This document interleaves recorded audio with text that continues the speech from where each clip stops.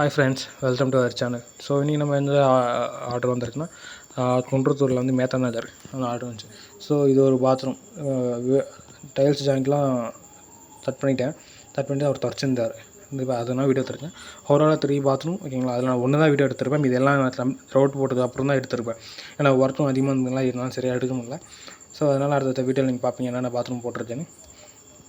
இந்தமாதிரி சென்னையில் உங்களுக்கு எல்லாம் ஆர்டர் பண்ண எதாவது சொல்லுங்கள், ப்ளீஸ் கால் பண்ணுங்கள். மேபி எல்லாம் நீங்கள் வாட்ஸ்அப் பண்ணுங்கள், நான் உங்களுக்கு கான்டாக்ட் பண்ணுறேன். ஸோ பார்த்திங்கன்னா இதான் ஒரு பாத்ரூம் கம்ப்ளீட் பண்ணி முடிச்சுட்டேன். ஸோ ஓவராலாக ஒயிட்டாக போட சொல்லிட்டாங்க. என்னென்ன டைல்ஸ் ஜாயிண்ட்டும் எல்லாம் கட் பண்ணி போட சொல்லிட்டாங்க. இந்த ரோட் லேபரும் என்ன பண்ண சொல்லிட்டாங்க, ப்ளஸ் மெட்டீரியல் வாங்கிட்டு வர சொல்லிட்டாங்க. ஸோ ஓவரால் நாங்கள் ஃபுல்லாக கம்ப்ளீட் பண்ணி முடிச்சிட்டோம்.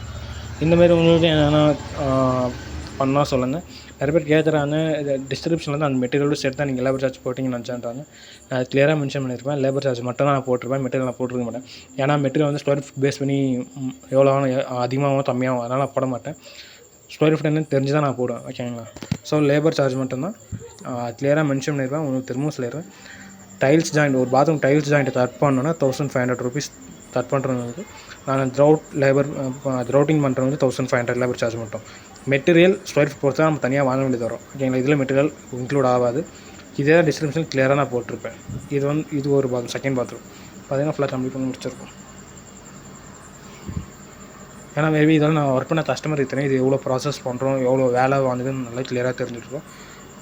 அதனால தான் இப்போ எங்களுக்கு நிறையா ரெஃபர் பண்ணுறாங்க. எங்கள் வேலை பிடிச்சி போய் தான் நிறைய இடத்துல ஹோட்டல்ஜே ஸ்டாப் ஆகிடுது. ஸோ மேபி சில 1-2 வீட்டில் அது மீறியும் ஹோட்டலுக்கு வந்துடுச்சு. அது என்னென்னு செக் பண்ண தான் டைல்ஸ் கீழே லீக்கேஜ் ஆகுதுன்னு சொல்லி கன்ஃபார்ம் பண்ணோம்.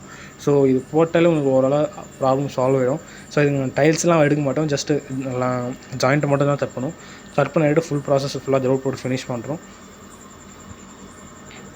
ஸோ இப்போது எனக்கு சென்னையில் மட்டும் தான் ஒர்க் பண்ணுறேன். பிகாஸ் சென்னை ஆல்ரெடி எனக்கு கரெக்டாக இருக்குது இந்த ப்ராஜெக்ட் சென்னையிலே முடிக்கிறதுக்கு.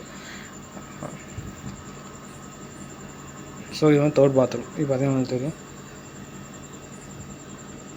இது வந்து பெரிய பாத்ரூம் தான். இது ஓவரால் கம்ப்ளீட் பண்ணிச்சா. வெஸ்டர்ன் இது போட முடியல, ஏன்னா ஆல்ரெடி அந்த ஒயிட் சிமெண்ட் அதிகமாக இருந்ததுனால போட முடியல. தேங்க்ஸ் ஃபார் வாட்சிங் த வீடியோ.